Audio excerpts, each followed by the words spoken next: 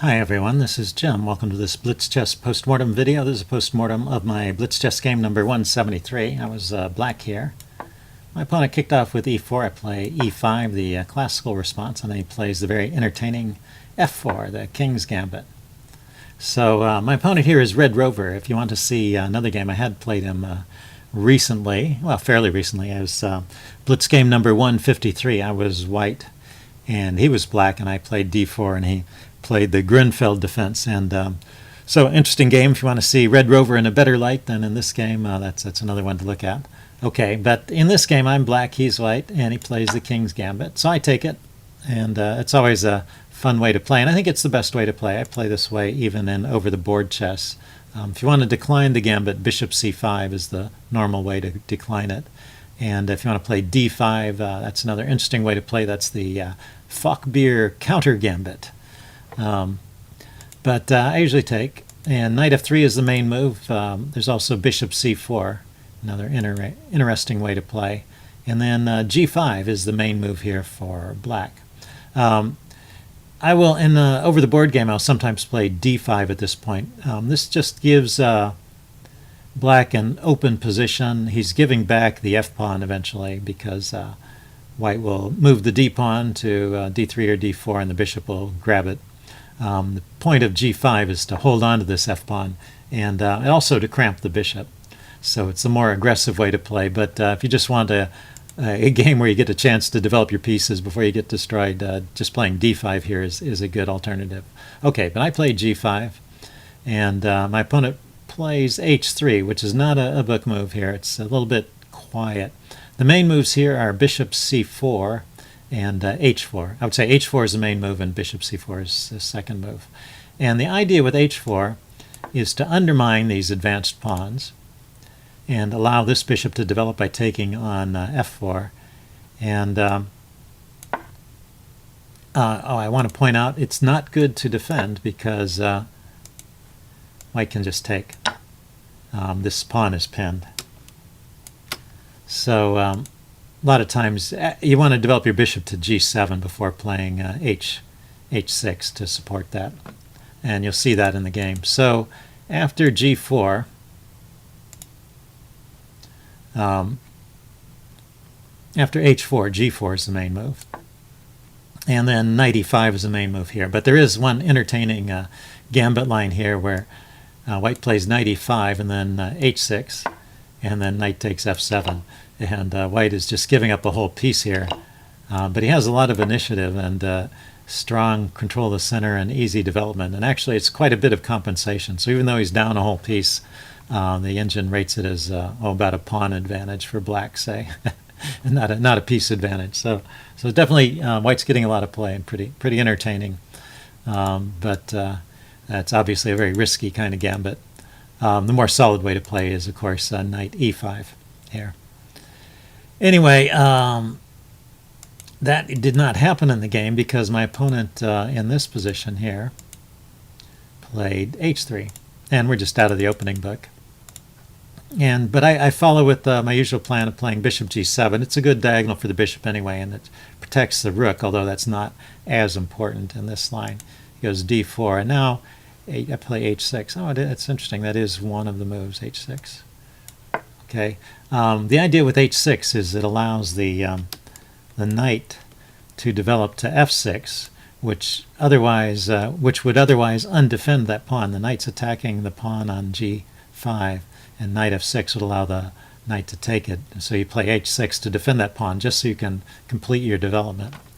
So white here is doing okay. I mean, it's a slight edge to black, but it's not like it's a whole pawn or anything. And he should probably follow up with knight c3, or maybe even h4. That's still a good plan. Or bishop to c4, just some developing move. Instead, c3, not such a great move. It blocks the natural square for the knight and allows black to just continue developing. So it's not putting any pressure on me right away. Bishop d3, good move. And then castle. So I've gotten out of the center, I've held on to my pawn, and my position is starting to look pretty good.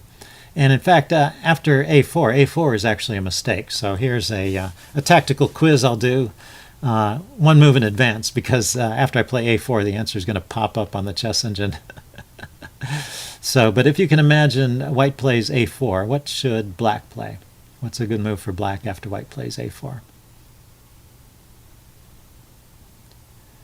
Okay, pause the video if you want some time to think about it. I'm going to give the answer away. After a4, this pawn on e4 is effectively hanging. You can just take it. Because if he takes the piece, then you can pin it. And it's hard for him to defend that piece. If he tries to defend it, actually, you can play d5 and win it with a pawn. And if he tries to block like this, knight e5 is the engine choice, then you can play d6, chase the knight away, and then win it.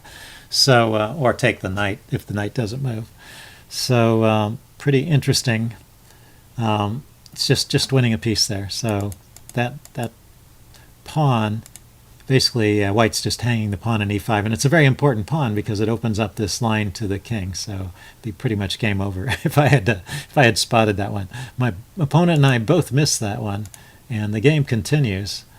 d6, b4, I could still play that, and rook e8, putting pressure. Knight bd2, and now I can still take there.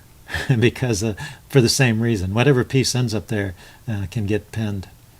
c5, I decide to strike out over here. He's developing a mass of pawns, which can become a hazard if they're allowed to continue. So I think this is a good move. If he takes it, and I take and he takes, it's a pawn sack, but it leaves him with these 4 pawns that are all isolated, and the c pawn is doubled. So not a great pawn structure. So I continue maneuvering with my knight, getting it to this good square g3, and it's a great spot for the knight. It forces his rook to a bad square. The engine thinks the rook should just go to f1 and maybe even give up the exchange there, but he goes to h2. And then I play bishop f5, challenging his bishop. And after this trade, I notice once again, actually I don't notice, that this pawn is still hanging here. And here I finally notice it. There's a pin. And so even though this pawn is defended by this pawn and the knight, it's really only defended by the knight, and I can just take it. And I do. I did spot that one. Check. And now white is in real serious trouble. The best move is king to d1, because if he goes anywhere in the second rank, you'll see what happens. The rook just comes in here, check, and then this bishop is loose on b2. So it's pretty much just mopping up at this point.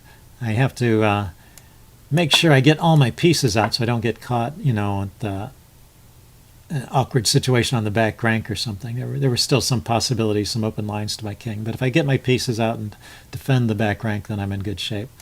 So here after d5, I noticed I didn't have to move the knight, and I started looking around for other moves, and I spotted this queen b6 check, which is maybe something I should have looked for first. They always tell you to look for checks. And this is a pretty deadly check. So check along this diagonal. The knight's guarding this square, so the king has no moves. And any piece that he puts to block here, the knight or the rook, just gets taken. And so you can see it's game over. In fact, the engine says there's a mate in 8 at this point. So anyway, my opponent resigned here. Thought that was kind of interesting, a nice tactical game. Hope you guys enjoyed it. Leave any comments you have in the section below, and I'll see you again later. Bye.